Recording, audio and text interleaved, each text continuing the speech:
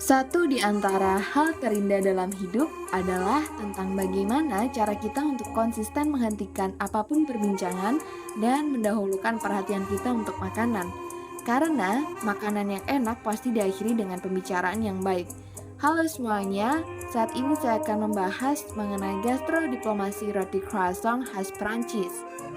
Ada pepatah yang mengatakan tak kenal maka tak sayang. Oleh karena itu, izinkan saya perkenalkan diri terlebih dahulu.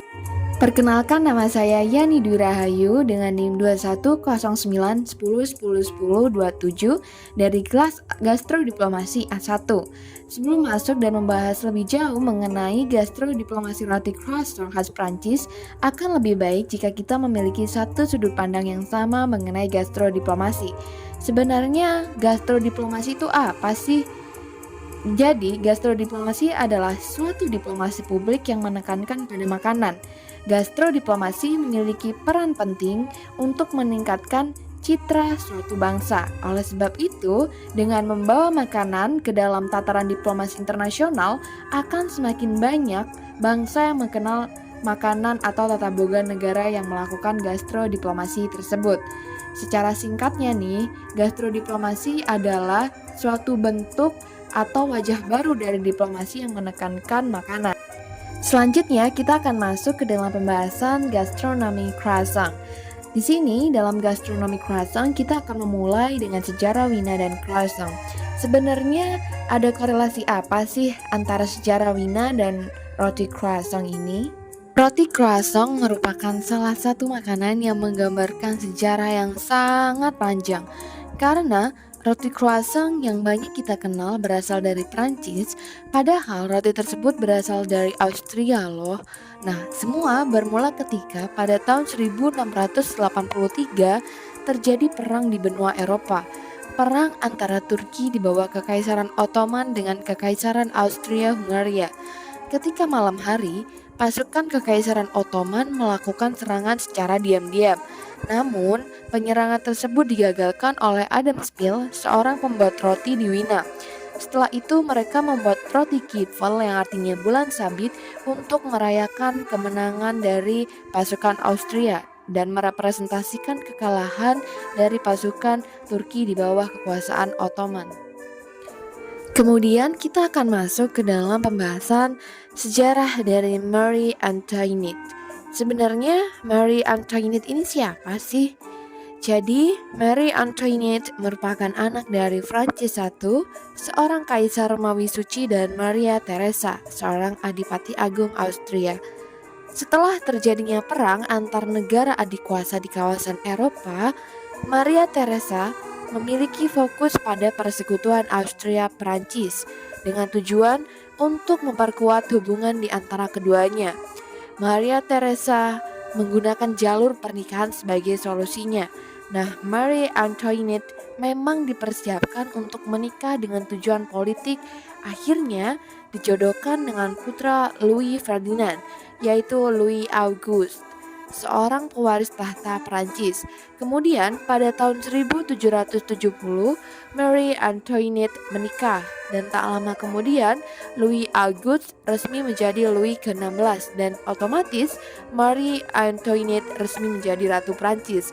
Nah, dari hubungan tersebut membawa roti croissant sampai ke Prancis lantaran Marie Antoinette ingin memakan makanan dari Wina, yaitu dari Austria yang bisa disebut dengan Kipfel, dan koki di sana membuatkan dengan adonan yang beda tetapi dengan bahan dasar yang bisa dibilang hampir sama dengan Kipfel, dan dengan inovasi itulah lahir sebuah roti yang kita kenal saat ini, yaitu croissant. Selain Marie Antoinette, juga ada seorang pembuat roti dari Wina yang juga memiliki peran, yaitu Augustin yang membawa croissant ke Prancis melalui toko roti yang ia beri nama Boulangerie Viennoiseries. Teman-teman juga perlu tahu bahwa dari cerita gastronomi croissant, terutama peran Augustin juga membentuk adanya beberapa kategori toko khas Prancis di dunia internasional. Apa aja sih kategorinya? Yang pertama yaitu patisserie, yang merupakan istilah untuk menggambarkan kue-kue Prancis dan juga istilah terhadap toko yang menjual kue tersebut. Pembedanya dalam klasifikasi ini terletak pada maître pâtissier, yaitu sebutan bagi master pastry chef. Kategori selanjutnya yaitu boulangerie, yang merupakan toko roti dan menjadikan roti sebagai fokus utama penjualan. Karena untuk mendapatkan gelar boulangerie, toko harus memanggang roti di tempat tersebut, sehingga roti yang disajikan fresh from oven. Dan perbedaan yang mencolok dengan kategori ini, chef patisseries akan berkutat dengan adonan dingin, sedangkan boulanger atau pembuat roti akan berkutat dengan adonan hangat. Kemudian yang ketiga yaitu viennoiserie, yang merupakan istilah yang mengacu pada kue-kue untuk sarapan dengan gaya Wina. Dalam konteks ini memang kue-kue tersebut tidak berasal dari Prancis. Namun toko roti dengan kategori viennoiserie terkenal di Prancis setelah Auguste Jean pertama kali membuka toko viennoiserie di Paris. Aspek yang membedakan dengan kategori yang lain yaitu viennoiserie sebagai jembatan antara patisserie dengan roti-roti khas Prancis. Roti croissant dewasa ini juga sudah memiliki popularitas yang bisa kita lihat dalam bab popularitas roti croissant. Nah, dari sini kita bisa melihat nih teman-teman bahwasannya ada pembagian yaitu roti croissant sudah tersebar luas di dalam dunia internasional. Saat ini, roti croissant telah tersebar luas di banyak negara. Roti tersebut mengalami ekspansi besar-besaran. Kesuksesan Prancis dalam mengenalkan roti croissant berawal dari Amerika Serikat. Ketika perusahaan besar di Amerika Serikat pada tahun 1980-an, yaitu perusahaan Sara Lee, menjadikan roti croissant sebagai salah satu produk kultus di Amerika Serikat. Perusahaan yang berfokus pada bidang makanan seperti daging, roti, dan minuman kopi tersebut telah membuka kenikmatan roti croissant bagi penduduk Amerika Serikat. Tetapi, realitanya juga tidak hanya di Amerika Serikat. Dewasa ini negara-negara Asia seperti India, China, Taiwan, dan lain sebagainya juga sudah terbuka mengenai kenikmatan roti croissant ini. Saat ini, toko roti Prancis sudah mulai mengekspansi pasar kuliner. Seperti kita tahu bahwa banyak toko roti asal Prancis tersebar di seluruh dunia. Bahkan, di Afrika roti croissant juga sudah mulai banyak dijual. Seperti grup Delineo yang dibuat oleh Jean-Luc Bert pada tahun 1977. Grup tersebut menjadi pemain utama dalam makanan cepat saji di Prancis dan wilayah Afrika dan menjadikan La Croissanterie sebagai makanan dominan yang mereka jual. Kemudian kita bisa lihat juga di London, juga ada Maison Bertaux, toko roti yang didirikan oleh seorang Prancis pada tahun 1871. Roti yang dijual dan bestseller di toko tersebut juga croissant, dan toko tersebut juga merupakan toko roti tertua di London. Kemudian kita akan masuk ke dalam pembahasan gastrodiplomasi roti croissant dengan melihat roti croissant dalam unsur-unsur gastrodiplomasi. Saat ini kita bisa melihat bahwa terdapat unsur-unsur dari gastrodiplomasi dalam makanan croissant. Dalam gastrodiplomasi, suatu makanan akan memiliki peran ketika memiliki cita rasa yang universal, delicious, unik, dan memiliki estetika. Semua unsur tersebut dapat digambarkan dengan roti croissant. Lantaran selain untuk memperkenalkan sejarah di baliknya, croissant juga menyajikan rasa yang sangat delicious. Cita rasa yang unik juga tidak lupa menambah sentuhan yang khas bagi roti tersebut. Selain itu, roti croissant juga dapat diterima secara universal dengan segala keunikannya. Keunikan roti croissant sudah terbukti dewasa ini dapat menarik minat lokal maupun internasional audiens. Kita bisa melihat nih bahwa seperti dalam penelitian yang dikaji bahwa motivasi konsumen membeli roti croissant. Dalam penelitian tersebut menyajikan data bahwa croissant banyak digemari karena rasanya yang unik, garing, namun memiliki rasa yang segar, terutama berasal dari mentega murni yang digunakan dalam pembuatannya.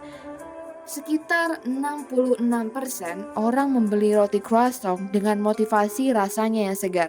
Sedangkan sisanya karena roti ini yang terasa garing dan faktor-faktor lainnya. Roti croissant menjadi produk unggulan Prancis yang dapat diterima oleh segala usia. Penelitian tersebut juga menunjukkan bahwa roti croissant digemari laki-laki dan perempuan dari usia 18 sampai 65 tahun ke atas. Dengan presentasi tertinggi penikmat roti croissant yakni 52%-nya perempuan dengan umur 35 sampai 49 tahun.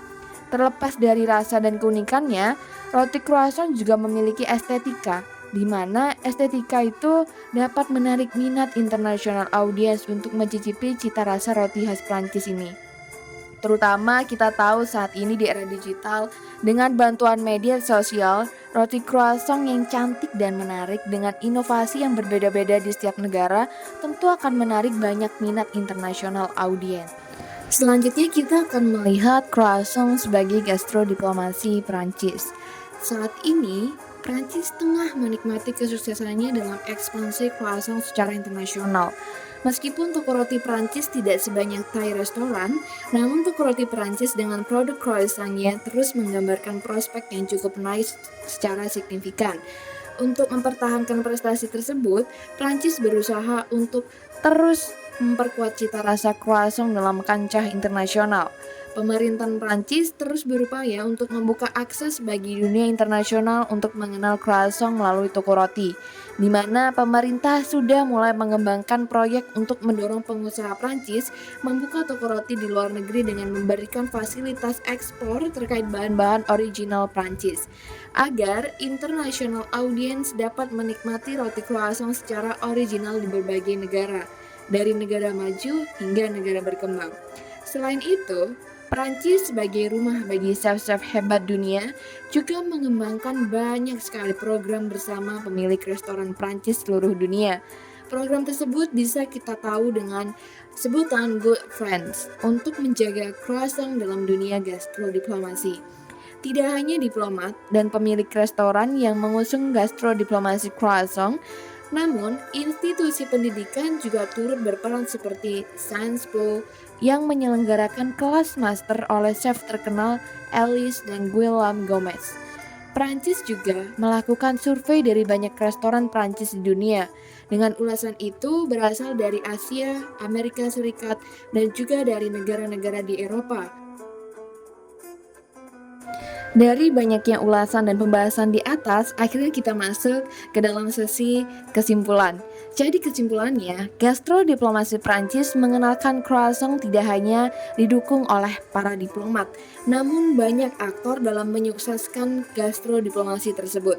Seperti halnya peran-peran pengusaha Prancis yang membuka toko roti di seluruh dunia, serta banyaknya program yang ditawarkan oleh Prancis untuk menggait khalayak internasional agar lebih mengenal croissant, seperti institusi pendidikan Sciences Po dan Culinary College of France yang menawarkan banyak program. Hari ini kita telah banyak belajar mengenai gastrodiplomasi croissant. Ada satu kutipan yang sangat relate dengan gastrodiplomasi croissant, yaitu makanan itu tidak rasional, makanan adalah budaya, kebiasaan, keinginan, dan identitas. Sekian, saya Nidurahayu, semoga bermanfaat.